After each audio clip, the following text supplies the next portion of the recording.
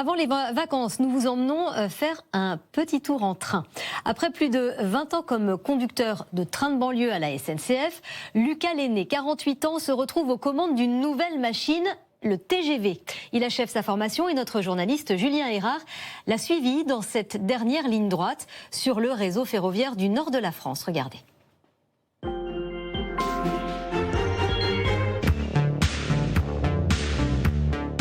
Pour espérer se retrouver aux commandes d'un TGV, il faut déjà être conducteur expérimenté comme Lucas Lenné. Après 22 ans de RER, il a démarré une formation intensive de 2 mois et demi. Quand j'ai postulé pour la SNCF, un des objectifs que je voulais, c'était conduire le TGV. C'est un peu le Graal, la dernière marche qu'on veut atteindre. Est-ce qu'il y a des prérequis? Il faut 10 à 15 ans de conduite pour pouvoir être sur la formation TGV. Il y a 1300 conducteurs de TGV en France, répartis sur 364 rames grande vitesse.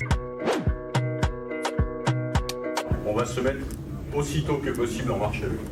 Lucas, c'est normal que je ne comprenne rien. Normal. T'as pas compris la marche à vue, t'as pas compris la DCO. Il y a beaucoup d'abréviations. Oui, beaucoup d'abréviations. Ça, c'est le jargon de tous les jours. Ça, c'est toute la réglementation, la signalisation, le freinage. On passe une grosse partie sur la théorie. Et ensuite, direction le simulateur. Oui, c'est ça. C'est la bête pour travailler et revoir tout ce qu'on a vu en salle. On le fait directement ici. Vous appuyez souvent sur la pédale. C'est quoi la pédale? C'est la veille automatique. Si j'appuie pas, il va y avoir une sonnerie et on est pris en charge et ça arrête le train d'urgence. Je dois laisser appuyer pas plus de 40 secondes et si je la relâche quelques secondes, voilà, on va voir 4-5. Voilà, comme si par exemple je m'évanouis ou voilà, il arrêtera d'urgence le train. L'idée c'est de se préparer au pire, mais...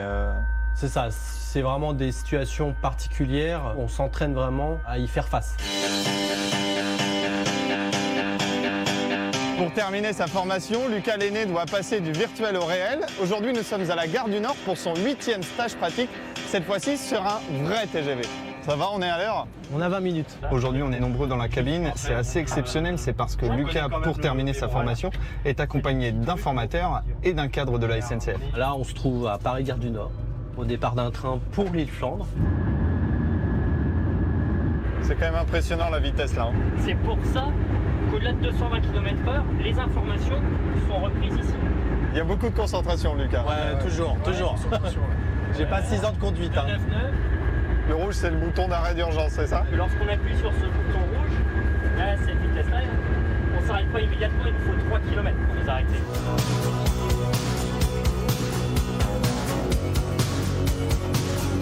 Ça y est, tout s'est bien passé? Oui, après il y a des trucs je pense à fignoler puis de la connaissance de ligne que j'ai pas encore complètement. Mais je me sens prêt. Comme Lucas, chaque année, ce sont environ une centaine de conducteurs de TGV qui rejoignent le réseau.